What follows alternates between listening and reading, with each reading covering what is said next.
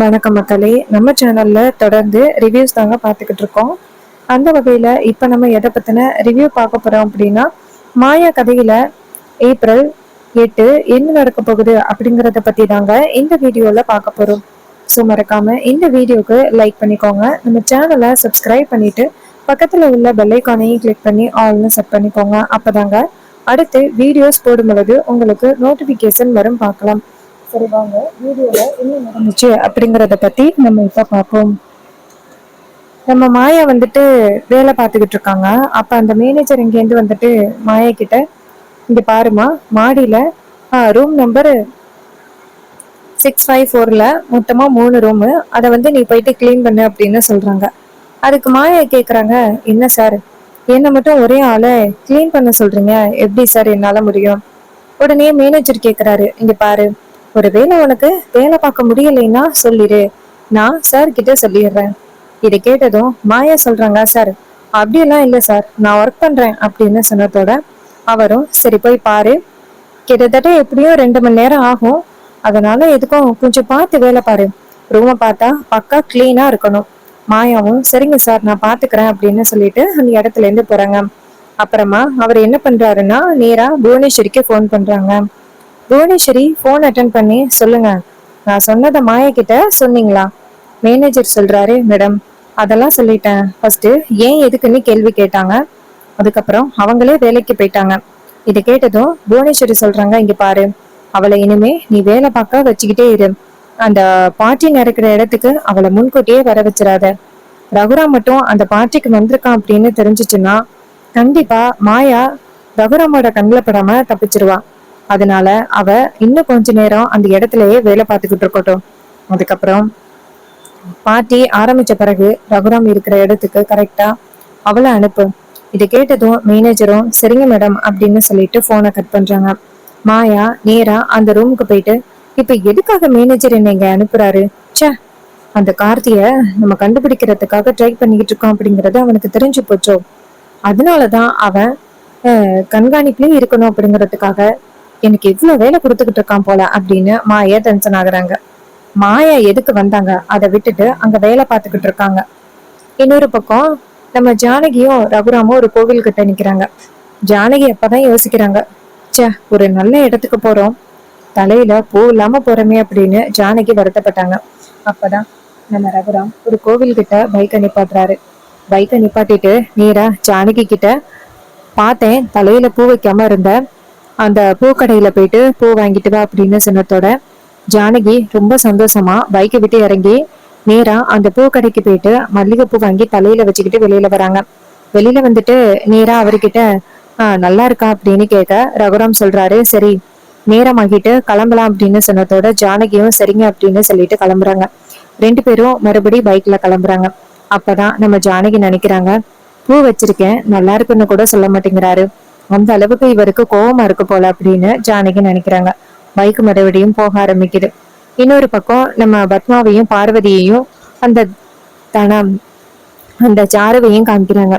அப்ப நம்ம பத்மா சொல்றாங்க, என்ன இது, அண்ணனும் அண்ணியும் பிரிஞ்சுட்டாங்க அப்படின்னு நினைச்சா ஏதாவது ஒரு வகையில 2 பேரும் மறுபடியும் சமாதானம் ஆகிடுறாங்களே, அண்ணன் தான் அந்த பார்ட்டிக்கு போகலாம்ல, எதுக்காக அண்ணியையும் சேர்த்து இழுத்துட்டு போறாங்க? பார்வதி சொல்றாங்க, இங்க பாருங்கக்கா, நீங்க வேணா நினைச்சுக்கிட்டு இருக்கலாம் அவங்க பகையா இருக்காங்க அப்படின்னு, ஆனா என்னதான் இருந்தாலும் அவங்க 2 பேருமே ஹஸ்பண்ட் அண்ட் ஒய்ஃப், அதனால அவங்க 2 பேரும் ஒத்துமையா தான் இருப்பாங்க. நீங்க நினைக்கிற அளவுக்கு அவங்க 2 பேரும் சண்டை போறதுக்கு வாய்ப்பு இல்லை. நீங்க தான் தேவையில்லாம அவங்கள பத்தி நினைச்சுக்கிட்டு இருக்கீங்க. இதை கேட்டதோட பத்மா சொல்றாங்க, இங்க பாரு பார்வதி, அவங்க 2 பேரும் ஒண்ணு சேர்ந்துட்டாங்கன்னா உன் கையில இருக்கிற அந்த வீட்டு சவி மறுபடியும் அண்ணியோட கைக்கு போயிரும், உனக்கு தெரியும்ல? அப்ப பார்வதி சொல்றாங்க, ஆமாக்கா, அது வேற பயமா இருக்கு, அதுக்கு என்ன பண்றது? பத்மா சொல்றாங்க, அதுக்குதான் அவங்க 2 பேரும் கடைசி வரைக்கும் சண்டை போட்டுக்கிட்டே இருக்கணும், அதுதான் நமக்கு வேணும். சரி அவங்க வீட்டுக்கு வரட்டும், அதுக்கப்புறம் நம்மளால என்ன பண்ண முடியுமோ பண்ணிக்கலாம். அப்ப சாரு கேக்குறாங்க, இங்க பாருங்க, அந்த விஷயத்த பாத்துக்கிட்டு ஏன் விஷயத்த மறந்துடாதிய, இந்த மாயா டெய்லி காலையில எங்கேயோ போறா, அதுக்கப்புறம் சாயந்தரம் வரா, இத பத்தி எல்லாம் சீனு மாமா கேட்க மாட்டாரா? பத்மா சொல்றாங்க, அவனே எப்படா இந்த மாயாவை துரத்தி அடிக்கலாம் அப்படின்னு பாத்துக்கிட்டு இருக்கான், அவனா போய் அந்த மாயாட்ட கேட்க போறான், அதுவும் மாயக்கிட்ட சொன்னா அவ என்ன கேட்கவா போறா? அவெல்லாம் கொஞ்சம் கூட கேட்கவே மாட்டான். அதனாலதான் எப்படியோ பொடின்னு விட்டுட்டேன். எப்படியா இருந்தாலும் இன்னும் கொஞ்ச நாள்ல அவங்க 2 பேருக்கும் விவாகரத்து நடக்க போகுது. இதனால மறுபடியும் நீதான் இந்த வீட்டுக்குள்ள மருமகளா வரப்போற. அதனால நான் அதை பத்தி கொஞ்சம் கூட கவனிக்கல சாரு. சாரு, இப்போதைக்கு எப்படியாவது உன்னை இந்த வீட்டுக்கு மருமகளா ஆக்கணும், அவளை இந்த வீட்டை விட்டு அனுப்பணும். அது மட்டும்தான் சாரு என் மனசுல ஓடிக்கிட்டு இருக்கு. அப்ப சாரு சொல்றாங்க, ஆஹ் அத்தை, நீங்க எனக்காக இந்த அளவுக்கு யோசிப்பீங்கன்னு நான் எதிர்பார்க்கல. அப்ப பத்மா சொல்றாங்க, சாரு என்ன இப்படி சொல்ற? ஆரம்பத்துல இருந்து நான் என்ன சொல்லிக்கிட்டு இருக்கேன்? நீ இந்த வீட்டுக்கு மருமகளா வந்தாதானே நல்லா இருக்கும்னு சொல்லிக்கிட்டு இருக்கேன். அதனாலதான் கல்யாணம் முடியிற வரைக்குமே நான் உனக்கு உதவி பண்ணேன். ஆனா அந்த மாயா எல்லா தடைகளையும் உடைச்சு நேரா சீனுவை வந்து கல்யாணம் பண்ணிட்டான். சரி இருக்கட்டும், மறுபடியும் நமக்கு ஒரு வாய்ப்பு கிடைச்சிருக்கு நீ சீனுவை கல்யாணம் பண்றதுக்கு. அதனால நீ எதுக்கும் கவலைப்படாத, நம்ம நினைச்ச மாதிரிதான் நடக்கும் அப்படின்னு சொன்னதோட சாருவும், சரிங்க அத்தை, நீங்க சொல்றதுனாலதான் ரொம்ப சந்தோஷமா இருக்கேன். அப்பாதான் இப்ப போன் பண்ணாரு, என்ன பிரச்சனையா இருந்தாலும் சொல்ல சொன்னாரு. பத்மா சொல்றாங்க, அதான் நான் இருக்கேன்னு, உன் அப்பா ஏன் கவலைப்படுறாரு அப்படின்னு சொல்றாங்க. இன்னொரு பக்கம் நம்ம புவனேஸ்வரி வந்துட்டு நேரா அந்த பார்ட்டிக்கு போறாங்க. எல்லாருமே அந்த பார்ட்டில உட்காந்துருக்காங்க. ரகுராமுக்கு அவார்ட் கொடுக்கறதுக்காக தான் கூப்பிட்டுருக்காங்க. இது எல்லாமே இந்த புவனேஸ்வரியோட பிளான். நம்ம ரகுராமும் ஜானகியும் வராங்க. அவங்க 2 பேரும் வந்ததோட அவங்க 2 பேருக்கும் பொக்கே கொடுத்து வரவேற்கிறாங்க. அவங்க 2 பேரும் வந்து உட்காந்துருக்காங்க. அப்ப நம்ம ரகுராம எல்லாரும் புகழ்ந்து பேசுறாங்க. இந்த ஊருக்காக இவர் நிறைய பண்ணியிருக்காரு.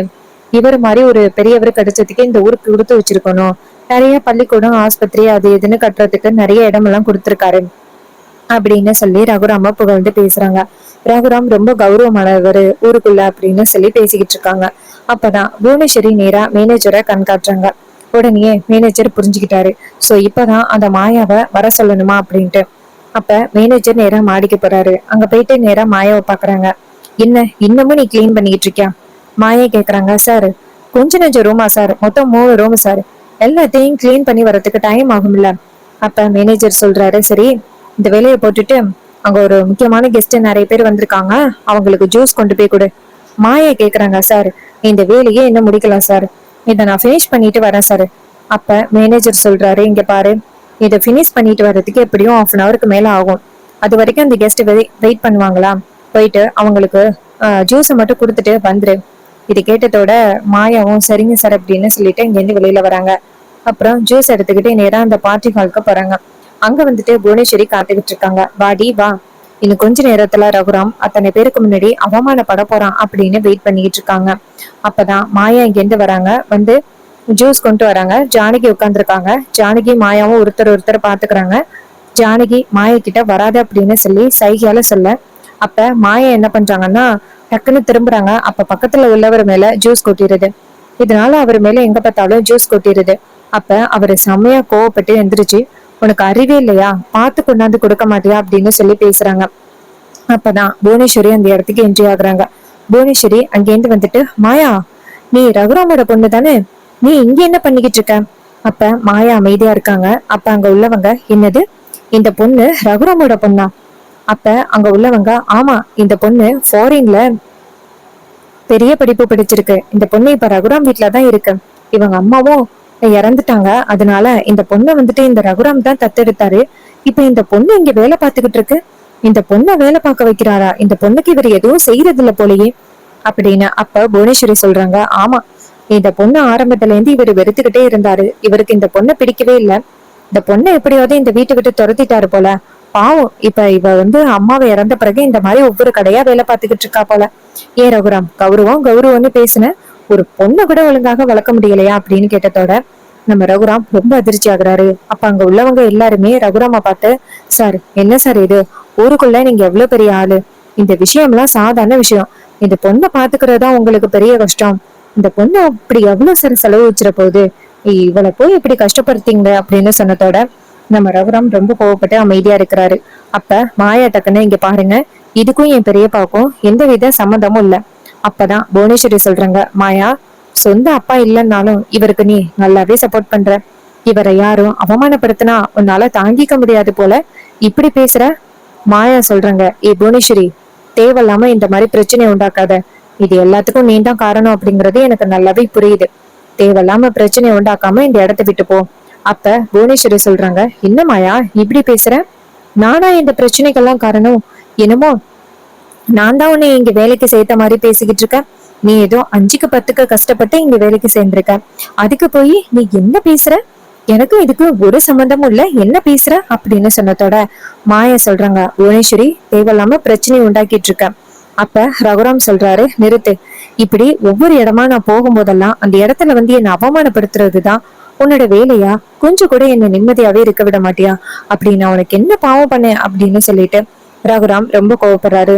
அப்பதான் ஜானகி ரகுராமா பார்த்து, என்னங்க கொஞ்சம் அமைதியா பேசுங்க. ரகுராம் சொல்றாரு, பாத்தியா நீ எந்த அளவுக்கு இந்த மாயாவுக்கு சப்போர்ட் பண்ண, அதே அளவுக்கு இவ என்ன அவமானப்படுத்திக்கிட்டே இருக்கா ஒவ்வொரு நாளும். வீட்டுல அப்படி இவளுக்கு என்ன குறை இருக்கு? இப்படி கடையில வந்து வேலை பார்த்துக்கிட்டு இருக்காளே, என்னை அவமானப்படுத்துறதுக்காகவே ஒவ்வொரு இடமா இவ தேடி வருவா போல அப்படின்னு சொல்லிட்டு ரகுராம் கோவமா பேசுறாரு. அப்ப நம்ம ரகுராம் கோவமா அந்த இடத்துல இருந்து போனதோட நம்ம ஜானகி நேரா மாயா கிட்ட வந்துட்டு, மாயா என்ன மன்னிச்சிரு மாயா, இவர் இங்கதான் வராரு அப்படிங்கிறது எனக்கு தெரியாது. அப்ப மாயா சொல்றாங்க, பரவாயில்ல விடுங்க பெரியமா.